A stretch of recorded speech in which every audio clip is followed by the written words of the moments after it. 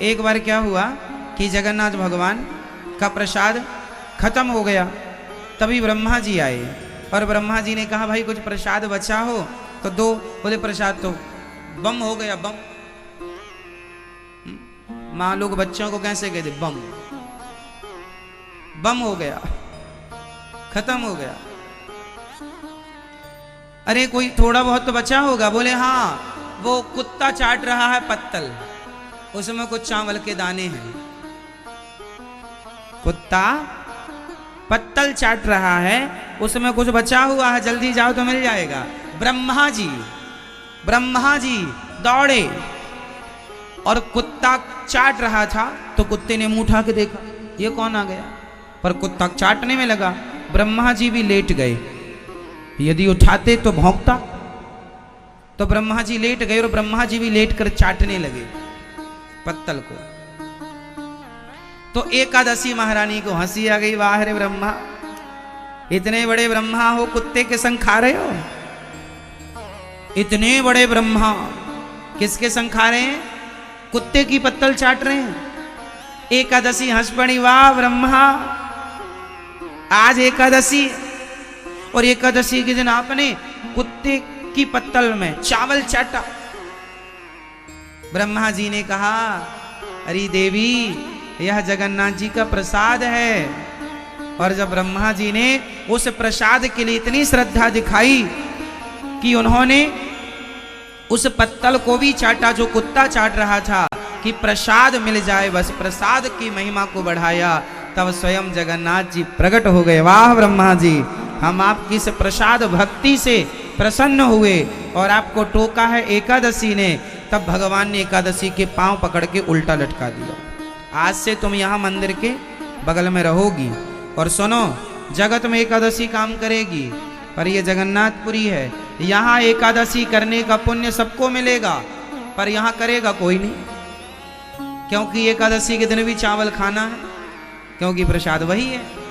तो जगन्नाथपुरी में आप एकादशी के दिन चावल खाएं तो भी चावल खाने का कोई पाप नहीं है, बल्कि उसका पुण्य मिलेगा एकादशी व्रत करने का, क्योंकि एकादशी उल्टी भगवान ने कहा यहाँ तुम्हारा कोई रोल काल नहीं है, यहाँ केवल जगन्नाथ जी का प्रसाद है।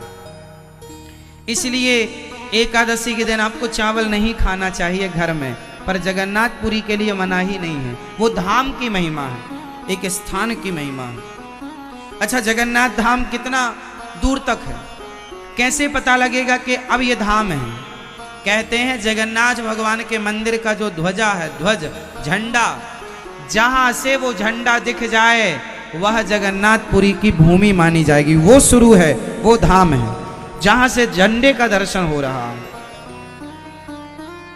चाहे वो 10 किलोमीटर दूर से हो, चाहे वो 20 किलोमीटर दूर से हो, जहां से आपको मंदिर का ध्वज दिखाई पड़ जाए, समझ लेना कि वो भूमि पुरी की भूमि है, वो जगन्नाथ भगवान की भूमि है। वहां से एकादशी का दोष नहीं है, और नहीं दिखा तो वहां से फिर एकादशी का व्रत का नियम फॉलो करना पड़ेगा।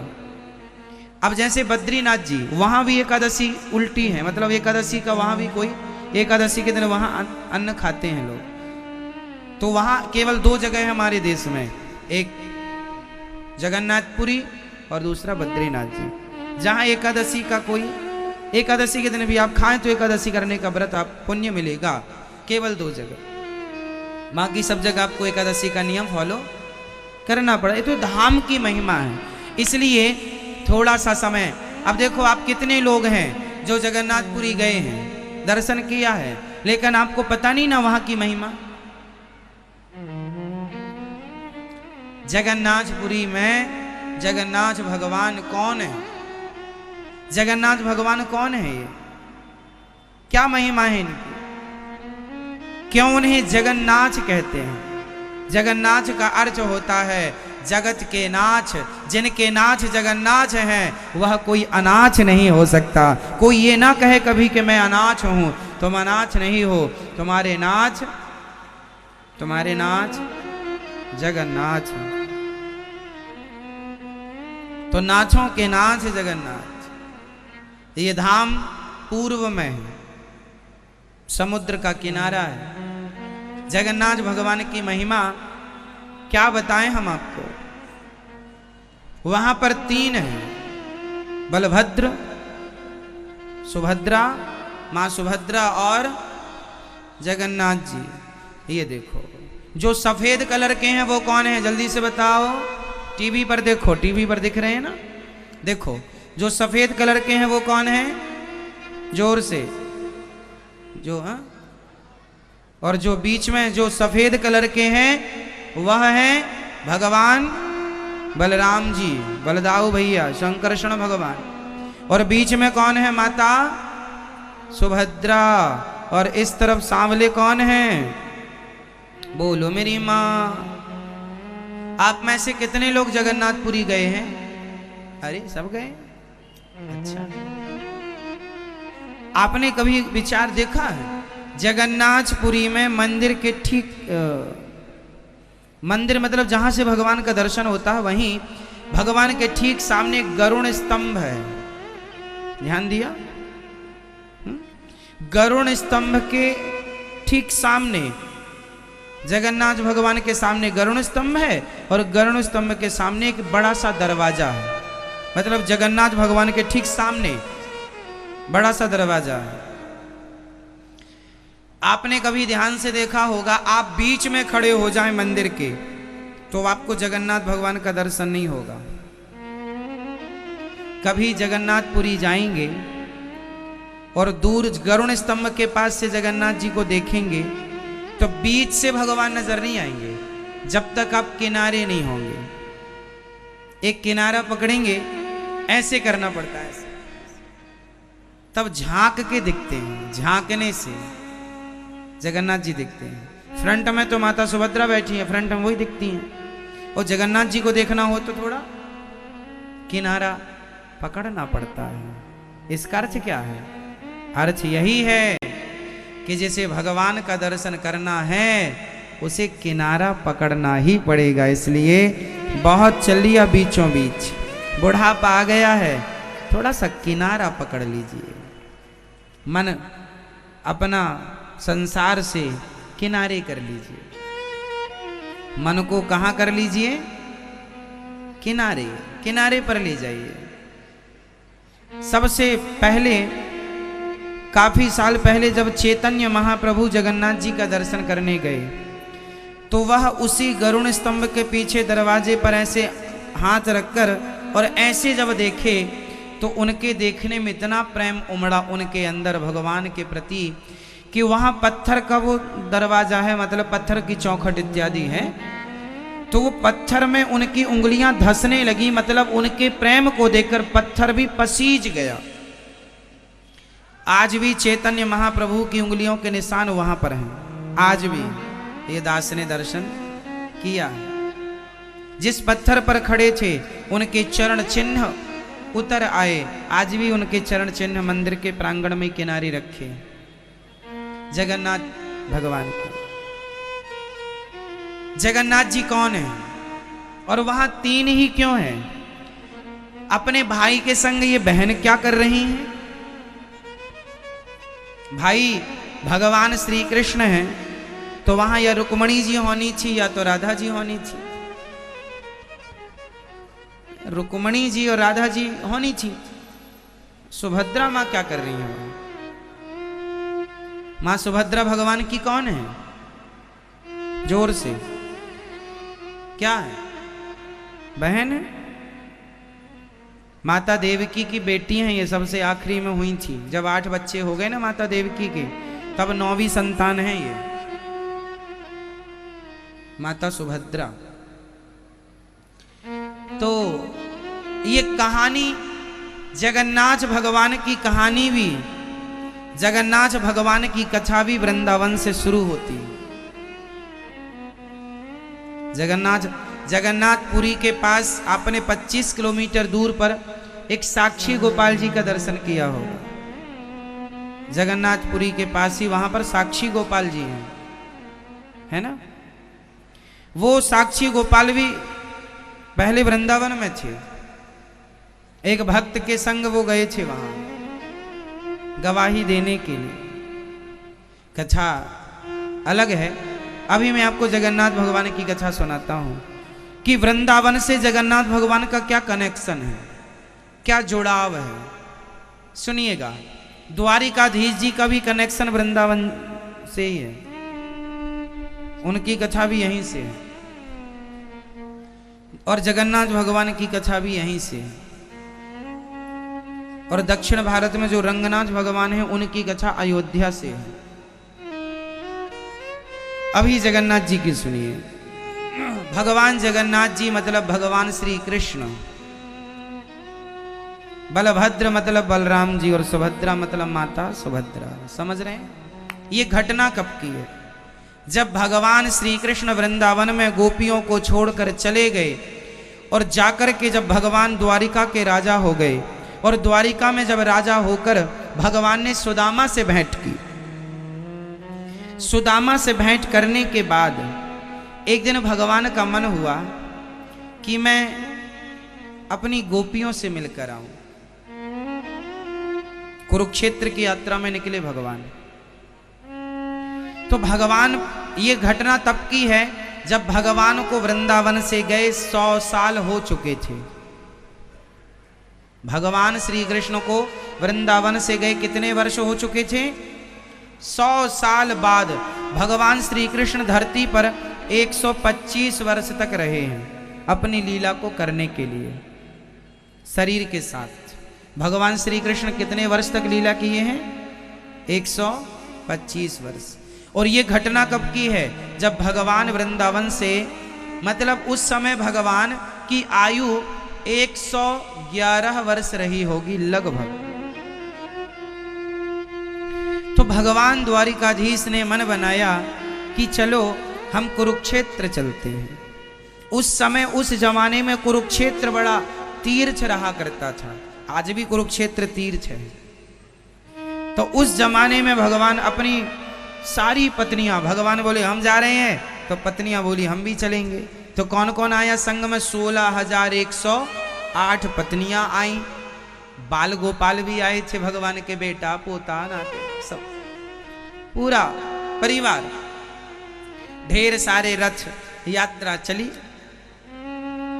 चलते चलते जब भगवान द्वारिकाधीश, द्वारिका से हमारे श्याम सुंदर जब वृंदावन पहुंचे, तो वृंदावन की मिट्टी ने श्याम सुंदर को मानो रोक लिया। वो आगे बढ़ ना सके। उनको वो बचपन की याद आ गई, ये तो मेरा वृंदावन है। और भगवान उतर कर इस ब्रज की भूमि पर लौटने लगे। श्याम सुंदर इस ब्रज रज में लौटने लगे कि ये मेरी वही धरती, वर्षों बाद मुझे मिला है ये अवसर। कानों कान खबर पहुंच गई गोपियों को कि श्याम सुंदर आए हैं। गोपियां इंतजार कर रही थी ना, गोविंद कब आओगे। 2 दिन का कह के गए हैं और 111 साल बाद लौटे हैं। भगवान का 2 दिन इतना बड़ा होता है 111 साल का। गोपियां अभी रो ही रही थी, उन्हें आशा थी। कहा था ना गोपियों ने, आशा रख पगली आएंगे। तो आए, तो आए। और जब पहुंचे ना, मां यशोदा को पता चला मेरा कन्हैया आया है, मानो डूबते को तिनके का सहारा मिल गया हो। दौड़ पड़ी मां, कन्हैया मेरे लाल। आज श्याम सुंदर को देखकर मां की आंखों के आंसू रुक नहीं रहे हैं। अभी तक दुख के आंसू थे, पर आज सुख के आंसू हैं कि चलो इतने दिन बाद सही मुझे मेरे कृष्ण का दर्शन तो हुआ। इतने दिन बाद सही मेरे कन्हैया को मेरी याद तो आई। जाकर मां ने कन्हैया को गले से लगाया, गले से लगाया। मैया तो दौड़ गई, पर गोपियां नहीं गई मिलने। तुम्हारी गरज हो तो तुम आना। जैसे हम 100 साल रह गई तुम्हारे बिना, अब बचा हुआ समय और रह लेंगे। तो तुम ही तो कहकर गए थे कि 2 दिन में आएंगे, हमने थोड़ी कहा था कि तुम चले जाओ। तुम गए थे तो तुम ही आओ, हम गई होती तो हम आती। इसलिए गोपियां वहीं बैठी हैं जहां वो सदा बैठा करती थी। श्याम सुंदर आए हैं, ग्वाल वालों से मिले हैं, मां से मिले हैं, सबकी रहने की व्यवस्था हुई, सब एक दूसरे से भेंट करते हैं। अब श्याम सुंदर गए हैं अपनी गोपियों से मिलने के लिए। तब सबसे पहले गोपियों से मिलकर सारी गोपियों ने देखा मानो चेतना बढ़ गई हो, प्राण जा रहे थे तो जान वापस आ गई हो, ऐसा लगा। सबने दर्शन किया, सबने मन की बात कही, अपने अपना दुख सुख सुनाया। जब श्याम सुंदर अंत में श्री राधा रानी का दर्शन करने गए तो राधा रानी चुपचाप बैठी थी एक किनारे पर। श्याम सुंदर धीरे धीरे कदम बढ़ा रहे हैं श्री राधा रानी की ओर। जाकर जब सामने खड़े भये, श्याम सुंदर ने अपनी वही मुस्कान के साथ धीरे से कहा, राधा कैसी हो? श्री राधा रानी ने कोई उत्तर नहीं दिया। श्याम सुंदर ने फिर कहा, हमसे नाराज हो क्या? राधा रानी ने फिर भी कोई उत्तर नहीं दिया। भगवान ने कहा, तीसरी बात कही, राधा मैं तुम्हारा कन्हैया जिसे देखने के लिए तुम व्याकुल रहा करती थी, तुम्हारे सामने आकर खड़ा है, मुझे देखोगी नहीं? फिर भी राधा रानी ने अपनी पलकें नहीं उठाई, देखा नहीं। 3 बातें हो गई, कोई उत्तर नहीं था। श्याम सुंदर को लगा कि राधा रानी बहुत नाराज है। कोई उत्तर नहीं मिला तो श्याम सुंदर चुप हो गए। थोड़ी देर राधा रानी चुप रही, श्याम सुंदर चुप रहे। श्याम सुंदर श्री राधा रानी को देखते रहे। राधा रानी ने पलकें नहीं उठाई, अर्थात श्याम सुंदर को देखा नहीं। झुकी पलकों से ही राधा रानी ने कहा, आ गए कन्हैया? तुम्हारे 2 दिन बीत गए, कहा था 2 दिन में आ जाऊंगा, और वैसे भी अब तुम्हें हमारी जरूरत ही क्या है? अब तुम हमारे वो कन्हैया कहां रहे? अब तो तुम बड़े हो गए हो। सुना है कि तुमने बहुत नाम कमा लिया है, बहुत बड़े राजा हो गए हो द्वारिका के। तुम्हारे साथ बड़े बड़े मंत्री संतरी बैठते हैं। सुना है कि तुमने बहुत सारे विवाह भी कर लिए हैं। अब हम अनपढ़ गंवार गांव की गोपियों की अब तुम्हें क्या आवश्यकता है? अब तो तुम द्वारिकाधीश कहलाते हो, राजा हो गए हो। हमें तो तलाश है, हमारी पलकों को तलाश है वो भोले से कन्हैया की, जो छोटा सा नटखट सा कन्हैया घर घर जाकर के ग्वाल वालों के साथ माखन चुराता था, जिसे हम सभी टुकुर टुकुर देख करके अपने हृदय की प्यास बुझाया करती थी। हमें उस कन्हैया की तलाश है, पर पता नहीं वो कन्हैया कब आएगा। जिस कन्हैया को हमने खोया है, तुम तो वो कृष्ण हो ही नहीं, क्योंकि जो कन्हैया यहां से गया था वो सिर्फ हमारा था। तुम किसी और के हो गए हो, इसलिए अब तुम हमारे नहीं रहे। श्याम सुंदर स्तब्ध रह गए, कोई उत्तर ना दिया गोविंद ने। थोड़ी देर बाद शब्दों को संभाल कर श्याम सुंदर ने कहा, अरे राधा, मैं तुम्हारा वही कृष्ण हूं। मैं कहीं का राजा भले हो जाऊं, पर मेरी पहचान राजा से नहीं है, मेरी पहचान तो वृंदावन से है। वही माखन का चुराना, वही ग्वाल वालों के संग खेलना। हे राधा रानी। श्याम सुंदर ने श्री राधा रानी को प्रणाम किया और चरणों में बैठ करके श्याम सुंदर ने श्री राधा रानी के चरण अपनी गोद में रखे और श्याम सुंदर राधा रानी के चरण दबाने लगे। चरण दबाते हुए भगवान ने कहा, राधा, जानती हो तुम कौन हो? राधा रानी ने कहा, श्याम सुंदर, आज आप हमसे हमारा परिचय करा रहे हैं?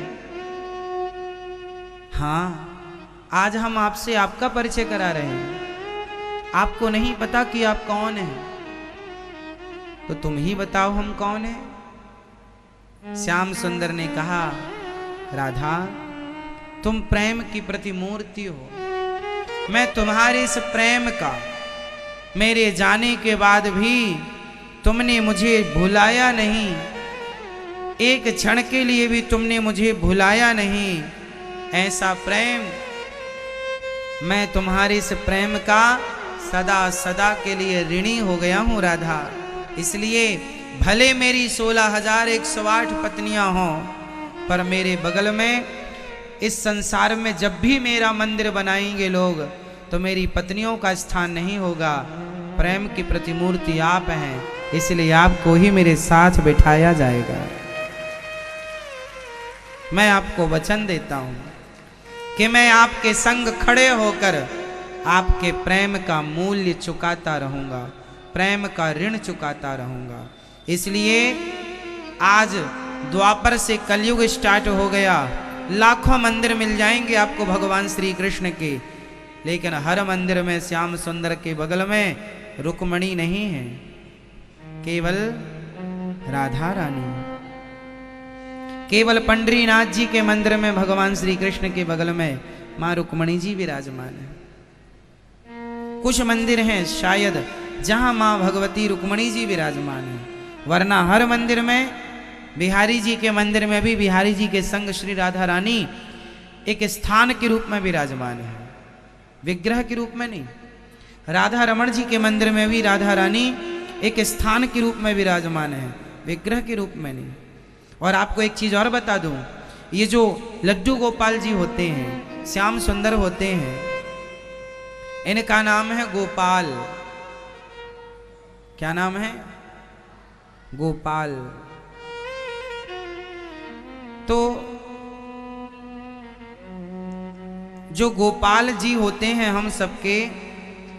हम सबके लड्डू गोपाल जी जो होते हैं, आप कहते हैं गोपाल जी हैं, क्या राधा रानी जी ले लें?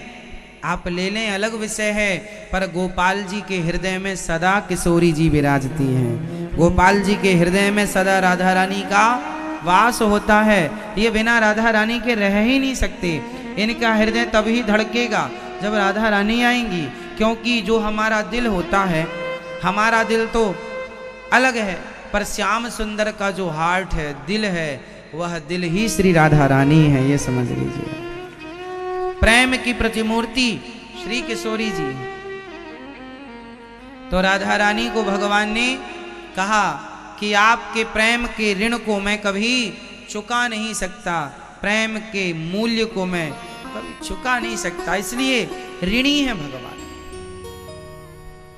तो भगवान श्री कृष्ण के बगल में राधा रानी जी क्यों खड़ी हैं? क्योंकि जितना प्रेम भगवान से राधा रानी करती हैं, राधा रानी प्रेम का प्रतीक है, प्रेम का सागर है।